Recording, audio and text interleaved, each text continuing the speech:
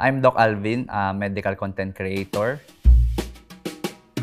What are the top 3 topics na nagsaspark ng interest ng mga Pilipino?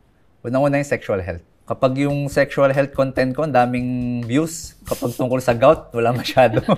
Kapag may mga celebrities na akong nireactan. And then? Fitness. Anong nangyari sa lifestyle natin? Bakit mas marami na yung mga diabetes, yung mga high blood, yung mga cancer. At a very young age. At a very young age. Pero in fact, kaya natin to hindi magkaroon eh. Kaya natin to maiwasan. Scholar lang pala ako, by the way. From college hanggang med school. Ito yung masarap na anak. Walang gastos sa magulang, walang binayaran yung buong pag-aaral niya ng med school. Kasi scholar. Kabilib si Doc Alvin, ha? Talagang as a scholar boy pala to. Kaya very thankful din ako sa parents ko kasi yung nagkaroon kami ng deal eh. Sabi ko kay mama, pag naipasa ko tong scholarship test na to, tutuloy ko yung med. And then thank God na blessed naman ako na pumasa. Bakit medicine? Bakit pagiging doktor? Family of teachers? Favorite ko kasi yung science. Mahilig ako mag-memorize ng mga facts sa katawan ng tao. Ganun. Naku-curious ako. Bata ka pa lang? High school pa lang.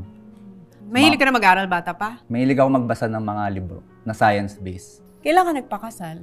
November 8 last year lang? Nung kinasal kami, parang mas nakompleto ako nun eh. Paano nakompleto? In what way? Nung engagement namin, parang na-renew yung yung bond. Parang ganun na feel ko. Tapos nung kinasal, wala, parang ito na ako, ganun. Ito na yung asawa ko. Meron ka ng other half. Parang ganun. Pero yung maganda sa girlfriend mo, siya yung nag-encourage sa'yo dun sa scholarship? Na i-pursue yun? Kasi may bagong scholarship nun sa LaSalle. You are a radiologist. Ay, Totoo ba na it takes 13 years to become one? Kasi simula college. Yeah. Mag-aaral ka, di ba? Mag-aaral akong 4 years, tapos... Residency? Med school na 5 years. Tapos? So 9 na. Tapos residency na 4. So una, nag-start as doctor, radiologist, tapos naging content creator. Nag-start nung? Pandemic. Mahilig kasi ako manood ng YouTube videos. Tapos may mga napapanood akong mga doctor content creators abroad. Tapos may isang radiologist din na doctor na sabi ko, ay, ang ganda ng contents niya kasi natuturo niya yung tungkol sa field niya. So sabi ko, try ko kaya to. Kasi mahilig naman ako mag-edit ng videos.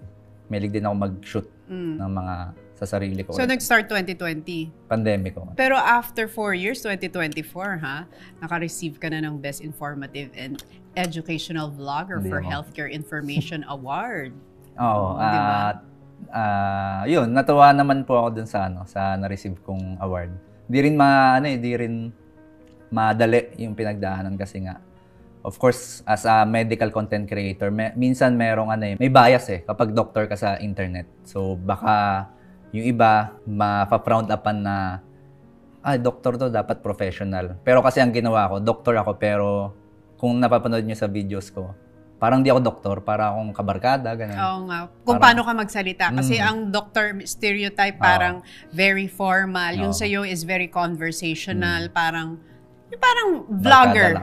It just so happens na talagang professional ka na doktor. So, minsan may mga hindi natutuwa rin. Pero tinuloy ko pa rin kasi nga. Sino hindi natutuwa? Anong sinasabi? Mga comments din ng mga tao. Like? Doktor ka ba talaga?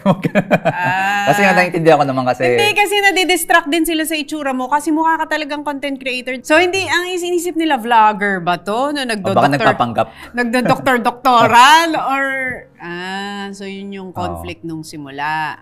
So, to this day, you're still practicing dun sa field mo. Meron kang clinic? Meron kang office? May clinic akong pinapasukan sa Las Piñas. Tapos, on-call lang. Kapag may mga kailangan, Tapos, since radiologist naman ako, binabatuan na lang nila ako ng mga images. Pero nagpupunta ako sa hospital kapag may patient na kailangan i-ultrasound or i-biopsy, yung mga procedure. Minsan nakaka-distract yun sa patient pag ikaw yung gagawa sa kanila. Kasi kilala kanila sa... Kaya minsan lang. Dapat, Anong usually sakit ng mga Pilipino ngayon? Karamihan today versus dati. Dati kasi mga infection, yung mga nakahawa. Mga ubo, sipon, ganun. Ngayon, nag-shift na sa mga hindi nakakahawa. So, bakit ganun? Nagtataka ako. Anong nangyari sa lifestyle natin? Bakit mas marami na yung mga diabetes, yung mga high blood, yung mga cancer. At a very young age. At a very young age. Pero in fact, kaya natin to hindi magkaroon Kaya natin to maiwasan. So, tingin ko naging factor din yung readily accessible yung mga processed food.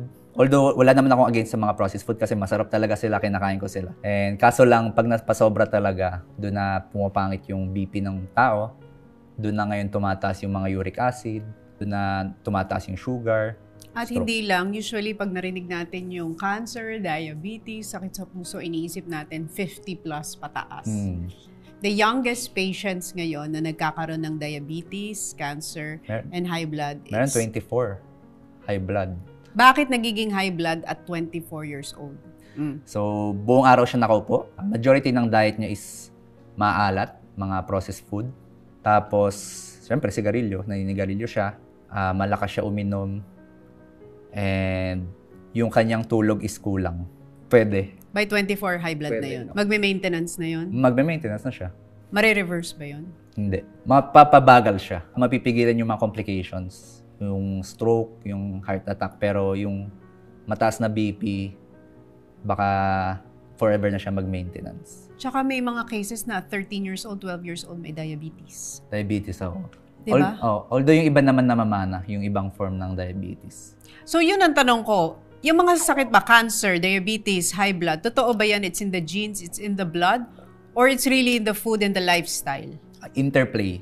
Halo-halo. Hindi natin ma-detect kung ano talaga yung pinaka naging reason. Pero sinasabi ko rin sa mga videos ko, kung meron ka ng genetic risk, kung meron ka na sa family mo na merong ganong history, syempre umiwas ka na dun sa mga risk factors na madadagdag pa, which is yung sedentary lifestyle, yun nga yung lagi nakaupo, yung pagkain ng mga maalat. Exercise, nakakatulong yan? Yes, nakakatulong for exercise. Cholesterol and diabetes and heart health. Heart health? Nakakatulong siya kasi nakakalakas siya ng puso, nakakababa ng cholesterol, mga ganun. So since you are an internet doctor na ngayon, what are the top 3 topics na nagsaspark ng interest ng mga Pilipino? Unang-una yung sexual health. Tulog kong hono mo.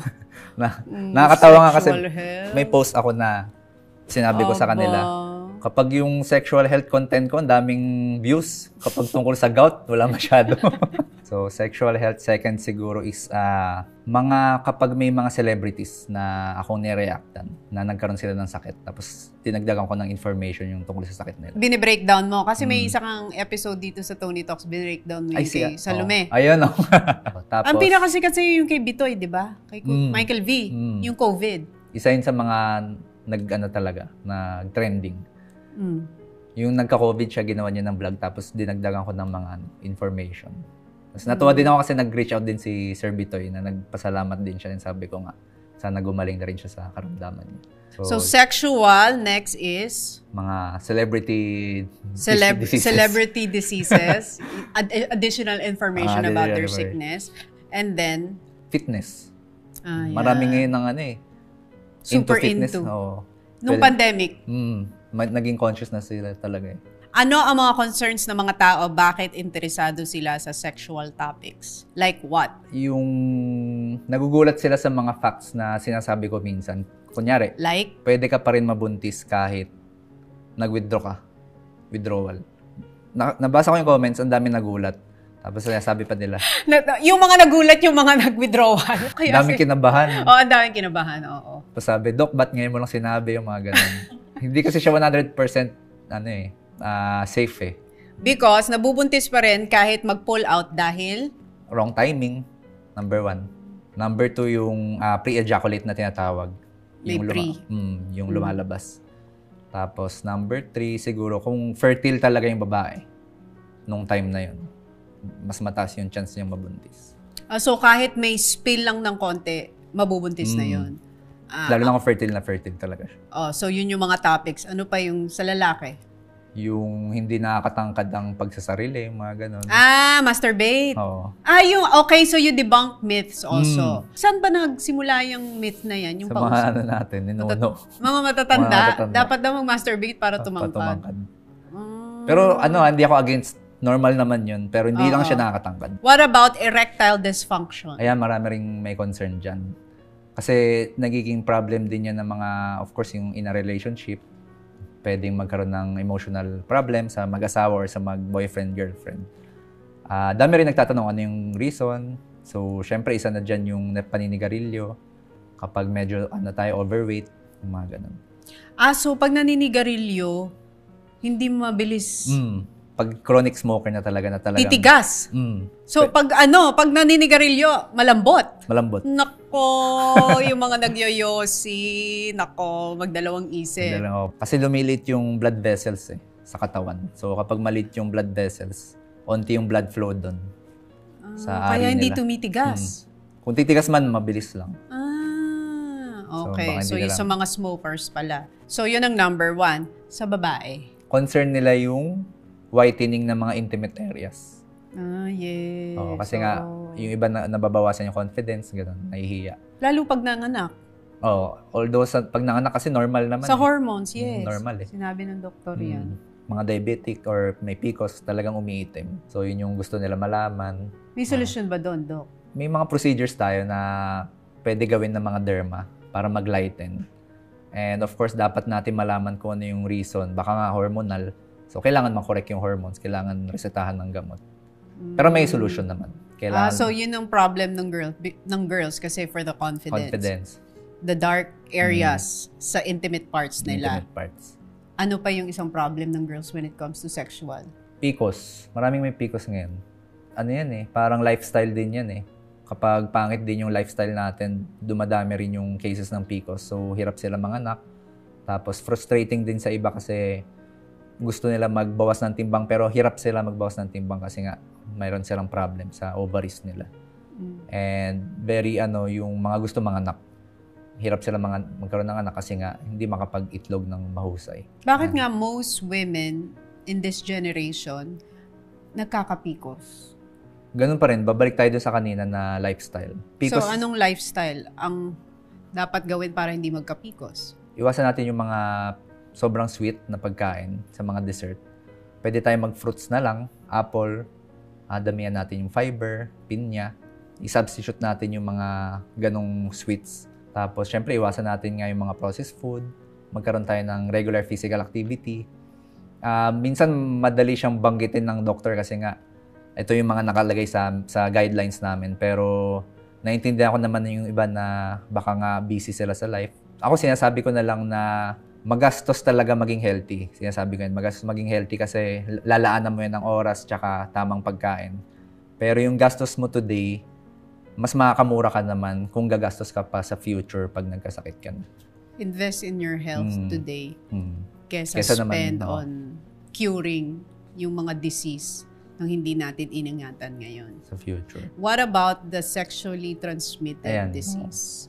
Alam mo ba, Miss Tony, yung cases natin today ng HIV is talagang nag-i-increase kumpara sa mga previous years. So, exponential siya ngayon. Pag ganun talaga. So, binabasa ko the youngest case, merong mga 1-year-old. Na naman yun, na-transmit naman galing sa mother nila. Isa sa mga dahilan niyan, tingin ko, is yung kakulangan ng sexual education dito sa bansa natin. Kasi nga tabu siya. So, hindi siya pinag-uusapan. Iniiwasan siyang topic. Hindi alam ng mga tao yung mga risk factors kung paano makaiwas. So, kapag nakipag-engage sila sa kanilang asawa or sa kanilang kasintahan, hindi nila alam na expose pala sila kasi nga hindi nila alam na meron palang risk factor. So, dahil mababa yung sex education, tumataas yung mga STI. Yung HIV kasi, pag dumapo sa'yo yan, pwede kang hindi magkaroon ng mga sintomas after 10 years pa. So for 10 years na active ka, hindi mo alam, you're spreading it. Actually, may mga available naman tayong PrEP, yung parang preventive medications, lalo na sa mga active talaga. Ano yung preventive medication? Ano siya pwede mo siya i-take. Kunyari kung makikipag-engage ka, pwede mo siya i-take and then it lowers your chance na magkaroon and makapasa. May ganyan. Hindi lang talaga aware yung karamihan kasi nga kulang pa sa... Mahal ba yung gamot na yun? Libre yun. Saan nila makukuha yun? May mga centers tayo na libre. Hindi ko lang kabisado kung saang centers, pero may mga private and public partners tayo para dyan. Okay, what are the ways para matransfer ang HIV? Aside from sex, what else? Is it true pag sa kissing? Hindi naman. Hindi sa kissing? Unless may mga sugat talaga. It can be transferred sa kissing if there are like open wounds sa gums. Tapos kung talagang mataas yung viral load ng tao. May viral load kasi yun eh. Kung mataas yung viral load mo, sobrang taas din ang chance mo makahawa. Pero kung mababa naman, baka hindi masyado. So pwede rin pala sa kissing in a way. How else can it be transferred? Kasi dahil nga hindi napag-uusapan ng sex ed, so i-share na sa atin ni Doc ano yung mga ways aside from doing it. Yung kapag nagre-recap sa needle stick, lalo na sa mga healthcare workers, may patient tayo na positive tapos natusok natin yung sarili natin or accidentally, pwede yun mapasa. Next is yung maternal transmission. So kung positive si mommy, most likely positive din si baby. We're in the top 5 na kasama sa may pinakamaraming cases ng AIDS. Tsaka teenage pregnancy rin. So what about teenage pregnancy? Teenage pregnancy naman, isa rin sa mga consequences ng mababang sexual education sa atin. Kasi nga, highly active yung mga couples sa internet, lalo na yung generation ngayon. So, yung iba, parang wala na silang responsibility masyado, basta makapag-engage lang. So, nabubuntis sila. Kapag nabuntis kasi yung batang edad, pangit yung quality of life ng baby. Lalo na pag less than 11, ganun. Siyempre, pangit yung quality of life ng baby. Pati si mami maapektuhan. Ba't mo sinabing pangit ang quality of life? Yung structure kasi ng katawan ni mami, hindi siya perfect for childbearing. So, mas mataas. Dahil bata pa sila. They're still developing, yes. 11, 12. Mas mataas yung chance ng complications sa pregnancy. Mas mataas yung chance na makakuha ng sakit si baby, pneumonia, mga ganun. Pag bata ang mami? According to your study, what do you think is the number 1 cause of death ng mga Filipinos? Heart diseases. Heart attack. Yan yung silent killer na tinatawag. Kasi tridor nga yan, sabi nila. Pwede kasi siyang walang ipakitang warning signs, biglaan na lang. Biglaan na lang sasakit yung dibdib. Tapos dadalhin sa ER, naghihingalo na. So, isa yan sa mga silent killers. Number 2 is yung cancer. Mga malignant form ng cancer. Regardless, breast, lung cancer, lalo na pag end stage na medyo malaki na yung bukol nung na-detect. So, mabilis siyang makamatay kasi mahirap na siya i-treat. So, heart, cancer, and stroke. Anong difference nun sa heart attack? Yung heart attack is sa puso, nababarahan yung ugat sa puso.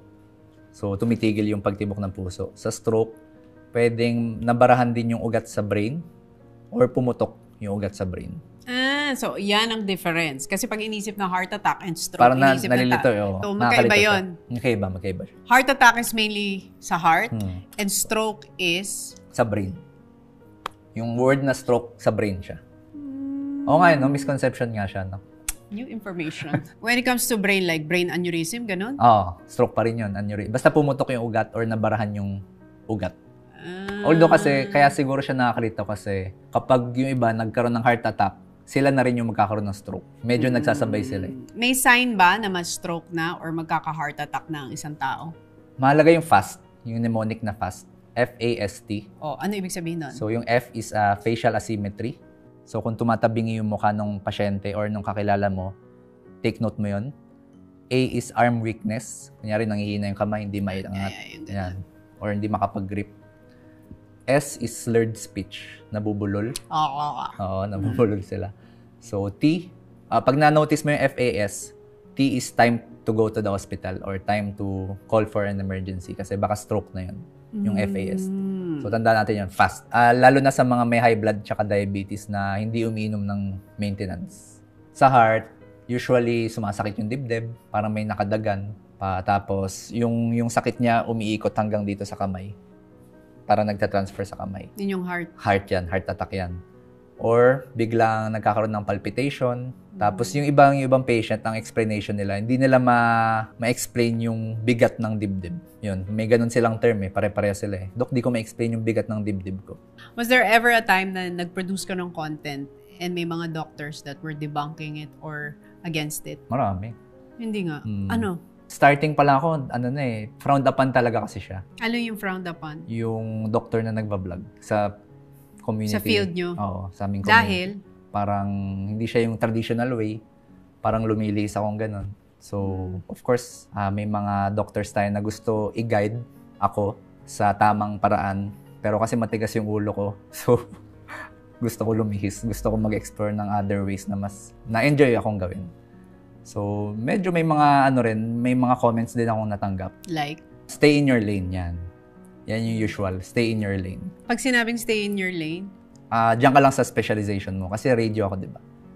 So, marami tayong specialization. Hindi ko generalize na ganito lahat ng doctors kasi marami akong friends na doctors talaga.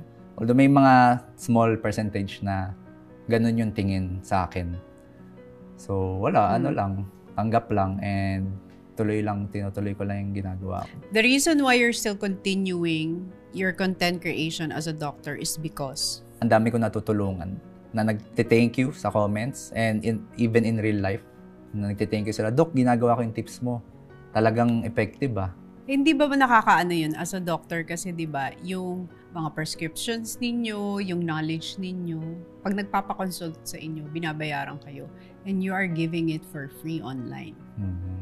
Part ng pagiging doctor yun yung mag-spread ka ng awareness tsaka education. Kasi first step para maging healthy is prevention. So, if you know the risk factors, may iwasan mo. Hindi ka na magkakasakit. Ang goal nating mga doctors, magamot yung mga may sakit. So, bakit hindi natin pigilan na magkaroon ng sakit by spreading correct information? Pero di ba lagi nilang sinasabi yung mga ganyang profession, yung doctor, it's not really a job, it's a calling. Calling talaga siya kasi na-realize ko din nung naging doctor ako, ibang siya. Ibang field talaga siya and hindi siya yung gagawin mo na para magkaroon ka ng source of income. Ginagawa mo siya para talaga makatulong and alam mo na yun yung purpose mo in life. So, pag pinapanood nila si Doc Alvin online, ano yung gusto mong maramdaman at makita ng mga viewers mo sa'yo? Isa rin sa mga goal ko is matanggal yung stigma sa mga doctors na masungit, na medyo stiff, na hindi friendly or bawal magtanong. Kaya ganun yung persona ko sa internet. So, yun yung gusto kong malaman ng audience ko. Na you can ask a doctor. Pwede ka magtanong. Alamin mo yung mga karapatan mo na malaman mo yung mga status ng sakit mo. Huwag ka mahiya magtanong. And karapatan mo rin na malaman yung mga correct information online. So, andito lang ako para mag-guide sa mga kung meron kayong mga karamdaman.